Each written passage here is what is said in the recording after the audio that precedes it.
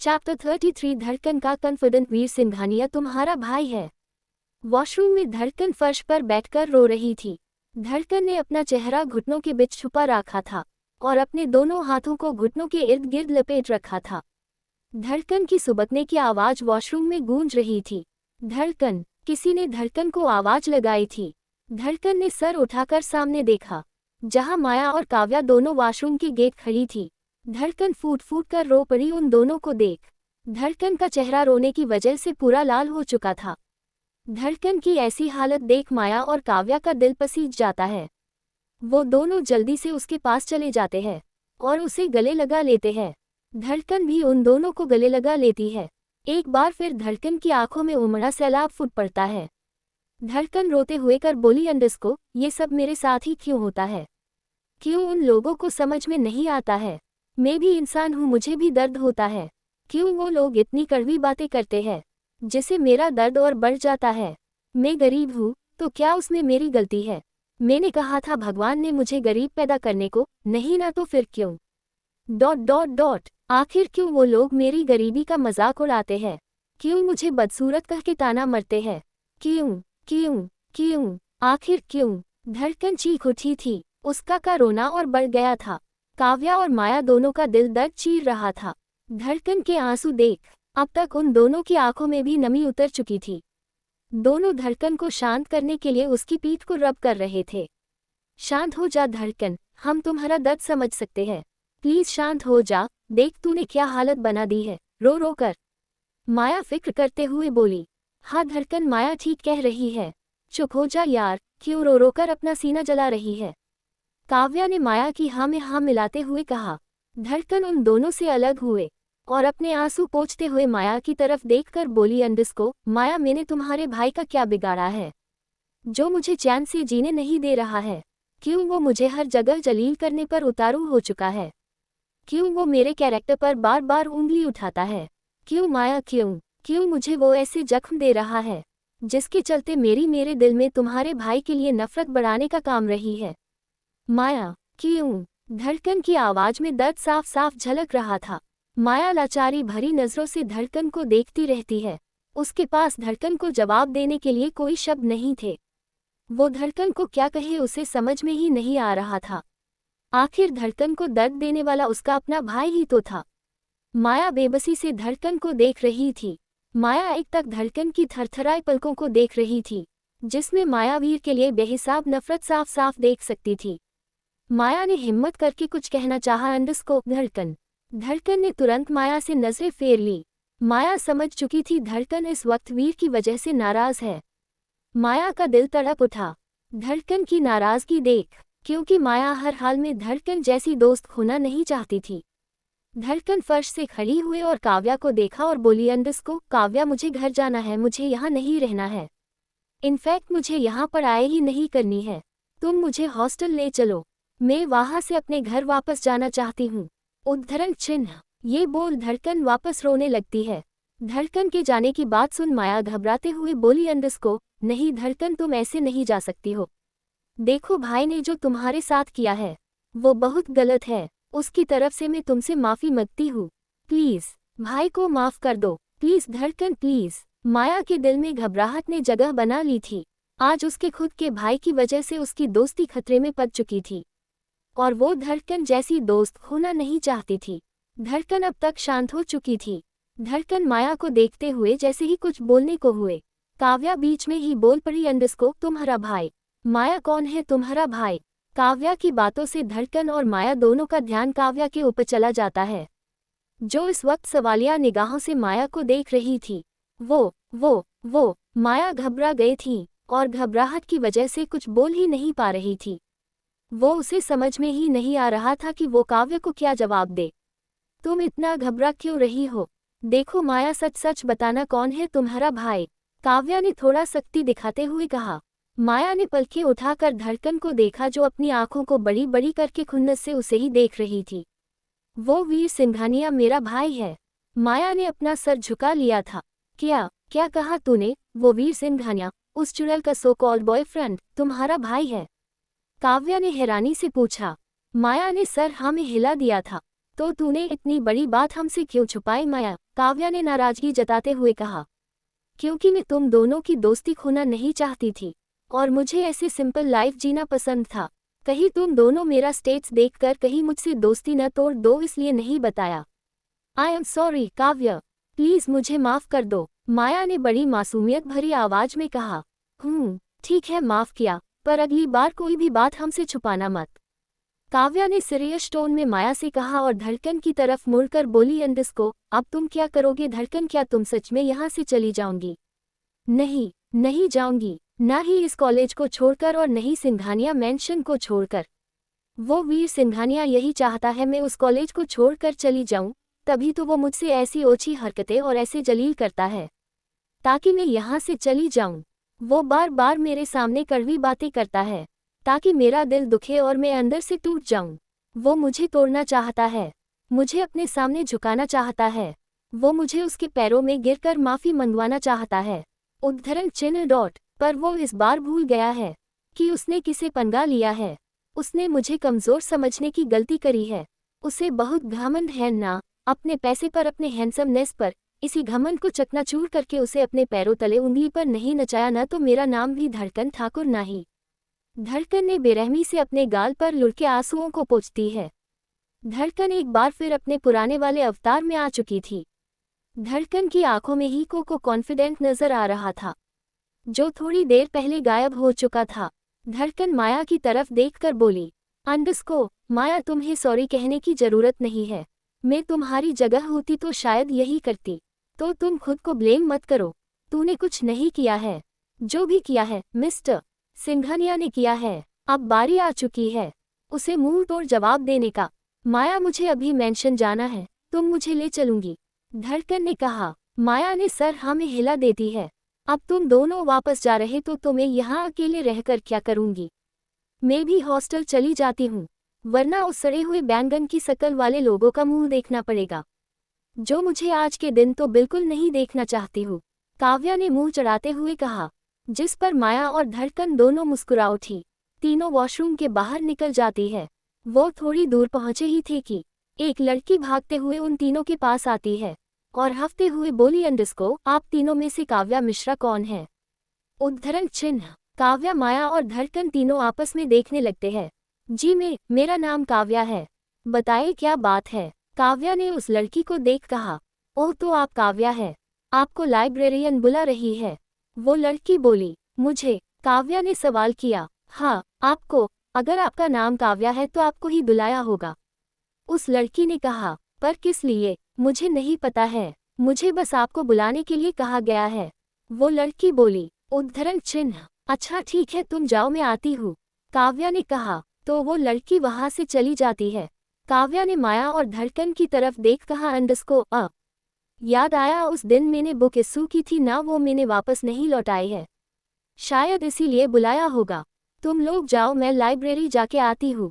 और हाँ, मेरा इंतज़ार मत करना, मैं वहाँ से सीधा हॉस्टल चली जाऊंगी। बाय। काव्या ने बाय कहकर वहाँ से लाइब्रेरी की तरह अपने कदम बढ़ा देती है। माया और धड़कन दोनों कॉलेज गेट की तरफ चल जाते हैं। अंडस्को अंडस्को और अंडस्को अंडस्को। दूसरी तरफ काव्या लाइब्रेरी में चली जाती है। वहाँ जाकर देखती है लाइब्रेरी पूरी खाली थी। काव्या को अजीब लगता है, फिर भी काव्या अंदर चली जाती है और चारों तरफ देखती है। मेम, क्या आपने मुझे बुलाया है? देखो, मैं आ गई हूँ और साथ में बुक्स भी लाई हूँ। काव्या आवाज लगती है, पर कोई जवाब नहीं मिलता है। कमल है, उस लड़की ने कहा था कि लाइब्रेरियन ने बुलाया है, पर यहाँ तो कोई भी नहीं है। कहीं ऐसा तो नहीं उस लड़की ने मुझसे झूठ कहा होगा? हाँ, यही हुआ होगा, पर वो लड़की मुझसे झूठ क्यों कहेंगी? मैं तो उसे जानती भी नहीं हूँ और नहीं वो मुझे जानती है। तो फिर? काव्या खुद में ही बड़बड़ाती है। तभी लाइब्रेरी का डोर बंद होने की आवाज़ सुनाई देती है। काव्या जल्दी से पीछे मुड़कर देखती है। अगले ही पल काव्या की आंखें हैरानी से फैल जाती है और आंखों में गुस्सा उतर आता है। काव्या के मुंह से एक ही एकाएक निकलता है। अंडस्को, तुम यहाँ क्या कर रहे हो? उद्धरण चिन्ह। चैप्टर 34। वीर का गुस्सा। आप तो मुझे भी अपने दोस्त के बिस्तर पर ले जाने से नहीं कराएंगे। लाइब्रेरी का डोर बंद होने की आवाज़ सुनाई देती है। काव्या जल्दी से पीछे मुड़कर देखती है। अगले ही पल काव्या की आंखें हैरानी से फैल जाती है और आंखों में गुस्सा उतर आता है। काव्या के मुंह से एकाएक निकलता है, अंडरस्को, तुम यहाँ क्या कर रहे हो? उद्धरण चिन्ह। सामने जय खड़ा था, जो उसे बिना किसी भाव के देख रहा था। मैंने पूछा, तुम यहाँ क्या कर रहे हो? और ये लाइब्रेरी का डोर तुमने बंद क्यों किया है? और ये लाइब्रेरी में कोई स्टूडेंट क्यों नहीं है? और लाइब्रेरियन का पर है, वो दिखाई क्यों नहीं दे रही है? उस लड़की ने कहा था कि उसने मुझे यहाँ बुलाया है, पर यहाँ, ये बोलते बोलते काव्या रुक जाती है और अगले ही पल काव्या की आंखें हैरानी से फैल जाती है। इसका मतलब तुम्हें मुझे झूठ बोलकर यह बुलाया है? काव्या हैरान नजरों से जय को देखती है। जय कोई जवाब नहीं देता है और काव्या के चेहरे को देखता है, जो इस वक्त गुस्से में भरा पड़ा था। देखो काव्या, मुझे तुमने कुछ बात करनी है, जय ने गहरी सांसें लेकर कहा और अपने कदम काव्या की तरफ बढ़ा देता है। पर मुझे तुमसे कोई बात नहीं करनी है जय, काव्या ने सपाट लहजे में कहा। अब तक जय काव्या के सामने आकर खड़ा हो चुका था। काव्या जय की बगल से निकल कर जाने लगती है। जय ने तुरंत काव्या का हाथ पकड़ लेता है। काव्या गुस्से में अपनी आंखें बंद कर लेती है। जय काव्या को सामने खड़ा करके कहा, अंडरस्को, काव्या प्लीज मेरी बात सुनो। उद्धरण चिन्ह। जय ने रिक्वेस्ट टोन में कहा। काव्या ने फ्रेक्शन में अपनी आंखें रोल कर दी और खिसियाते हुए बोली, अंडरस्को, देखो जय, मुझे तुमसे कोई बहस नहीं करनी है और ना ही कोई बात करनी है और ना ही कोई बात सुननी है। So stay away from me and please live my hand. Kavya ने जय से अपना हाथ छुड़ाने की कोशिश करने लगती है। जय, जो अब तक अपने आप को शांत रखने की कोशिश कर रहा था, वो काव्या के ऐसे बार बार हाथ छुड़ाने की कोशिश करते देखकर एकदम से भड़क उठा। अंडरस्को, stop it Kavya, stop it. क्यों मैं तुमसे दूर जाऊं? हाँ, क्यों जाऊं? गलती करे कोई और सजा भुगतूं मैं, ये मुझे नहीं होगा। कब से कह रहा हूँ, मुझे तुमसे बात करनी है, तुम्हें समझने नहीं आता है क्या? जय ने सख्त आवाज में कहा और काव्या की दोनों बाजुओं को पकड़कर वॉल से सटा देता है। और मुझे आपसे बात नहीं करनी है, मतलब नहीं करनी है, और आपको ये समझ में नहीं आता है क्या? काव्या ने भी उसी अंदाज में कहा। जय कुछ पल काव्या के चेहरे को देखता रहता है, जो इस वक्त नाराजगी और गुस्से के मिले जुले भाव नजर आ रहे थे। अब देखना हो गया हो तो मुझे छोड़ो, काव्या ने सख्ती दिखाते हुए कहा। जय एक गहरी सांसें छोड़ता है और अपने आप को नॉर्मल करते हुए प्यार से काव्या का चेहरा अपने हाथों में भरकर कहा, अंडरस्को, नाराज हो? देखो, I am sorry, I am really really sorry Kavya, please अपने जय को माफ कर दो। ये कहते ही जय इनोसेंट चेहरा बना लेता है। काव्या ने नाराजगी से तुरंत अपनी नजरें जय से फेर ली। जय हल्का सा मुस्कुरा देता है, क्योंकि काव्या इस वक्त गुस्से में बहुत प्यारी लग रही थी।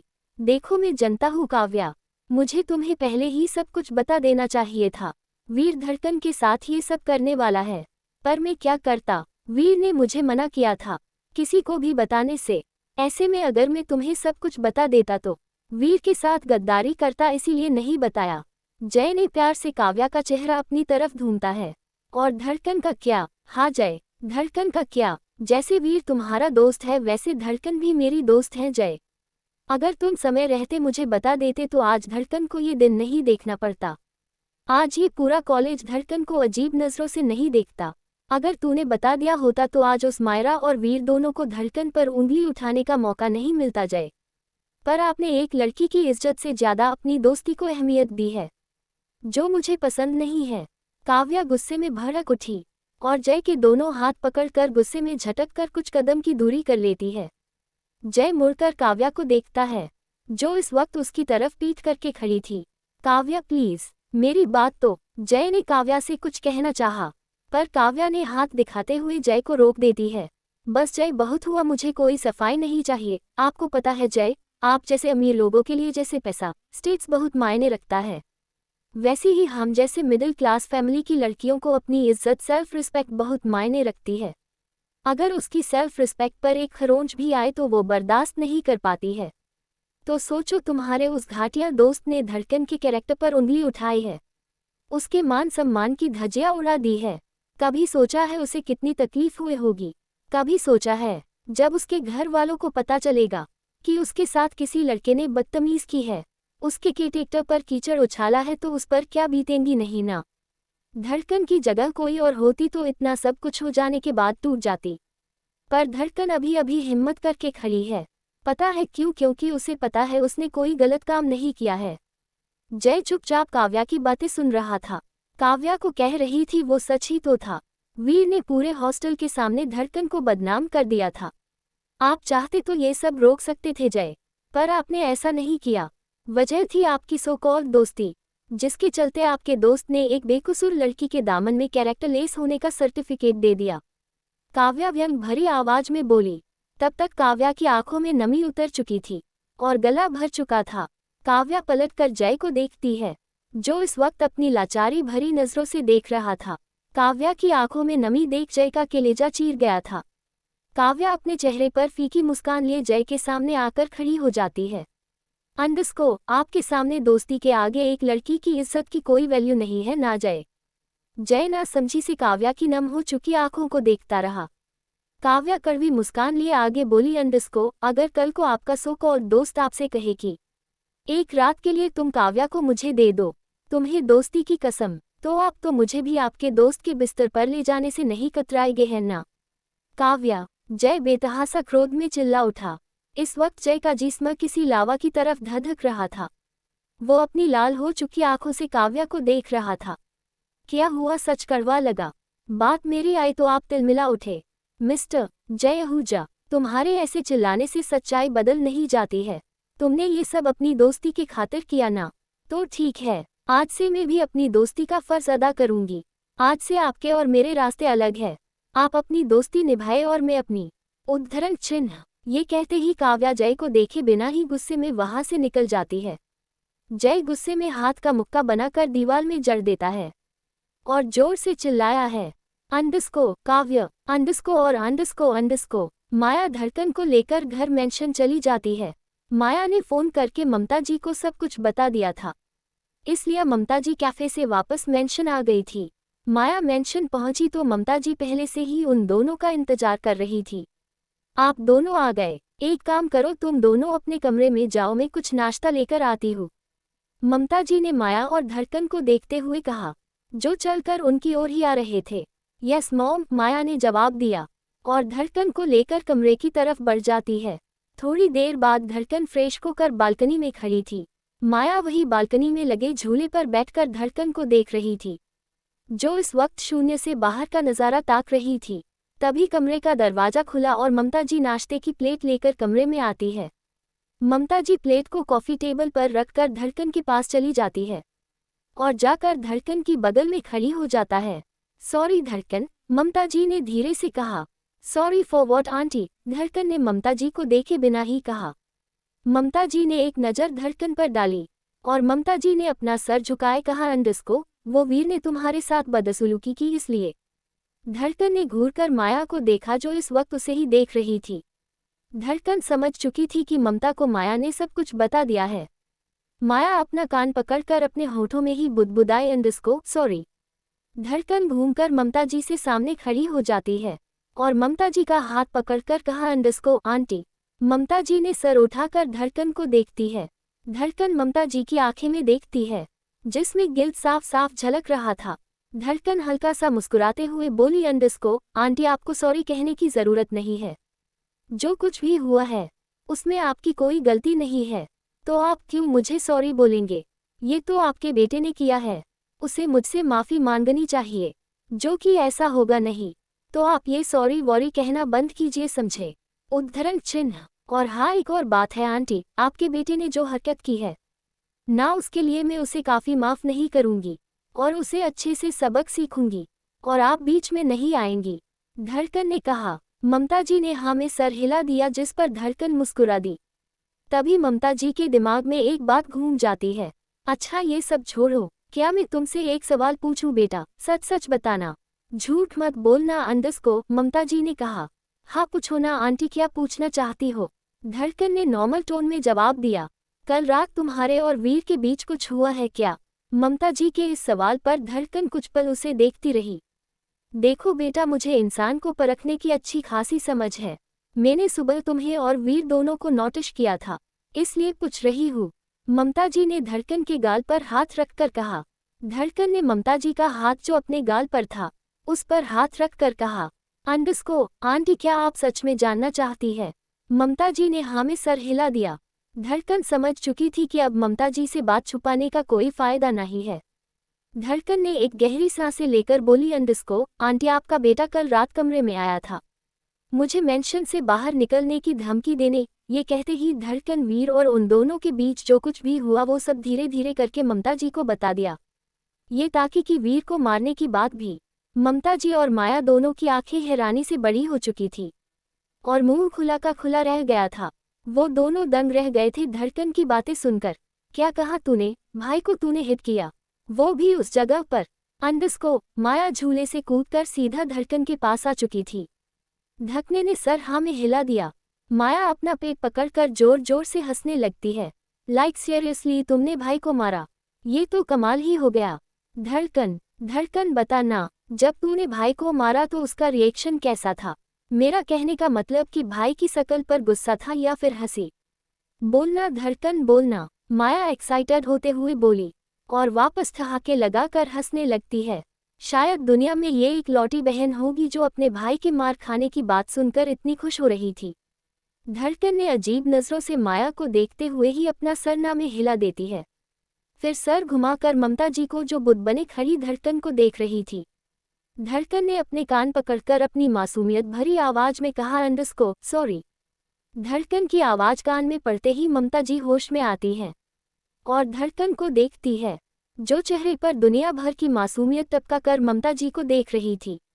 धड़कन की नौटंकी देखकर ममता जी ने सर हिलाते हुए कहा, अंडस्को हम देखो बेटा, तुम वीर को सबक सिखाना चाहती हो वो अच्छी बात है, पर मेरा भी सोचो। क्या मतलब है आंटी आपका? धड़कन ने कंफ्यूज होकर बोली, वो क्या है ना, वीर जैसा भी है, मेरा बेटा है, कल को उसकी शादी होंगी, उसके बच्चे होंगे, मेरे भी कुछ अरमान है, मेरी भी तो दिलो तमन्ना है, मैं भी दादी बनूं, मैं भी अपने पोते पोतियों के साथ खेलूं। ऐसे में तुम उसे उस जगह पर मारूंगी तो कल को वो मुझे पोता नहीं दे पाएगा और ने बेचारी बिना पोते पोतियों का मुंह देखे बिना ही मार जाऊंगी। इसलिए कह रही हूँ, अगली बार कहीं पे भी मार देना, पर उस जगह पर नहीं मरना, ठीक है? ममता जी ने ये बात ऐसे कही थी जैसे धड़कन फर्स्ट क्लास में पढ़ने वाली 5 साल की बच्ची और वो उसकी टीचर। ममता जी की नौटंकी देखकर माया फिर से ठहाके लगाकर कर हंसने लगती है और धड़कन बुरी तरह ममता जी को घूरने लगती है। ममता जी एकदम से हड़बड़ा जाती है। वो क्या है ना बेटा, मना कि मेरा बेटा नालायक है, बदतमीज है, निकम्मा है, पर फिर भी वो मेरा बेटा है। मना कि उसे तुम जैसे अच्छी सुलझी समझदार लड़की तो नहीं मिलेंगी, पर उसके हिसाब से उसे लूली लगड़ी बहरी गूंगी या फिर अमीर बाप की बिगड़ी हुई शहजादी तो मिल ही जाएगी। ममता जी ने कहा, क्या मॉम आप भाई को ऐसी लड़की से शादी करवाएंगे? अंडस्को माया ने चौंकते हुए कहा, हाँ, जैसी तुम्हारे भाई की हरकत है उस हिसाब से उसे ऐसी ही लड़की मिलेंगी। कोई शरीफ तो मिलने से रही, आप क्या ही करे, उसी से कम चलाना पड़ेगा, वरना सिंघानिया परिवार का वंशज आज कैसे बढ़ेगा? ममता जी ने अपना मुंह आड़ा टेढ़ा बनाकर कहा। ममता जी की इस हरकत पर धड़कन खुद को हंसने से रोक नहीं पाती है, वो जोर जोर से हंसने लगती है। दूसरी तरफ कल में वीर, जय, मित, सोनाली और मायरा पांचों कल के कोने में लगे सोफे पर बैठे थे। वीर आज बहुत खुश था, सबके हाथ में विक्की का ग्लास था। चारों धड़कन की इंसल्ट करने की खुशी मना रहे थे, सिवाय जय के। जय बिना किसी भाव के उन चारों को देख रहा था। जय का मूड ऑफ था काव्या की बातों से, वो चुपचाप बैठे उन चारों को देख रहा था जो इस वक्त विक्की एंजॉय कर रहे थे। तभी मायरा वीर के बगल में से खड़ी होती है और वीर के गोद में बैठ जाती है। वीर के मुंह से अनायास ही आह निकल जाती है। सब लोग वीर की तरफ देखने लगते हैं। मायरा वीर की फिक्र करते हुए बोली, अंडस्को क्या हुआ वीर, तुम अचानक ऐसे चीखे क्यों? क्या तुमने कहीं चोट लगी है क्या, या फिर दर्द हो रहा है? नहीं तो कुछ भी नहीं, बस ऐसे ही। वीर ने तुरंत खुद को संभाला और मायरा के होठों पर पैक देता है। वीर बेबी, बहुत दिन हो गए हैं, हमने साथ में वक्त नहीं बिताया है, चलो ना चलते हैं, आज थोड़ा फन हो जाए। मायरा ने वीर के गाल पर उंगली घूमते हुए कहा। फन का मतलब वीर अच्छे से समझता था। वीर ने तुरंत मायरा का हाथ पकड़ लेता है और मायरा की आंखों में देखकर बोला, अंडस्को अभी नहीं मायरा, फिर कभी। वीर के माना करने से मायरा का मूड ऑफ हो जाता है। वो कितने दिन से वीर के साथ हमबिस्तर नहीं हुए थी और आज वो वीर के साथ होना चाहती थी। पर वीर ने उसे मुंह पर ही माना कर दिया था, जिस वजह से मायरा को गुस्सा आने लगता है।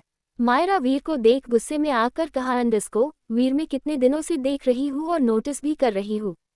जब से वो गांव की गवार आए हैं, तब से तुमने मेरे साथ टाइम स्पेंड करना भी छोड़ दिया है और न ही दूसरी लड़कियों के साथ होते हो। जब देखो तब उसके बारे में सोचते रहते हो। कहीं ऐसा तो नहीं कि तुम्हें वो बदसूरत गवार पसंद आने लगी है। उद्धरण चिन्ह। मायरा की बात खत्म होते ही वीर ने गुस्से में मायरा का हाथ मरोड़कर उसकी पीठ से लगा लेता है और दूसरे हाथ से मायरा की गर्दन को पीछे ले जाकर बाल को मीठी के भर लेता है। मायरा की दर्द से आह निकल जाती है। वीर मायरा के चेहरे को अपने चेहरे के बिल्कुल नजदीक लाकर गुस्से में दांत पिसते हुए बोला, अंडस्को, मिस मायरा दीक्षित, एक बात कान खोल कर सुन लो।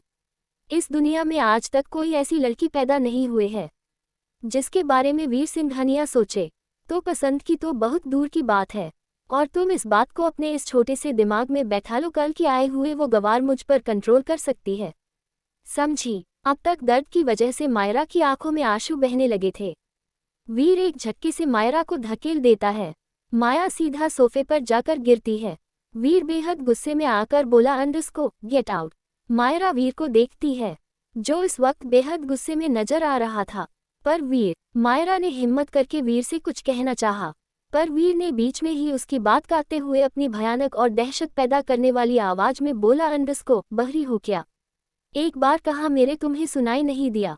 आई साथ गेट आउट। वीर की आवाज इतनी तेज और ठंडी थी कि कल्ब में बज रहे म्यूजिक को चीरते हुए पूरे कल्ब में गूंज उठी, जिसे सुन मायरा की रूह तक कांप उठी। इस बार माया की हिम्मत ही नहीं हुई वो वीर से कुछ कहे। मायरा गुस्से में खड़ी हुई और क्लब से बाहर निकल गई।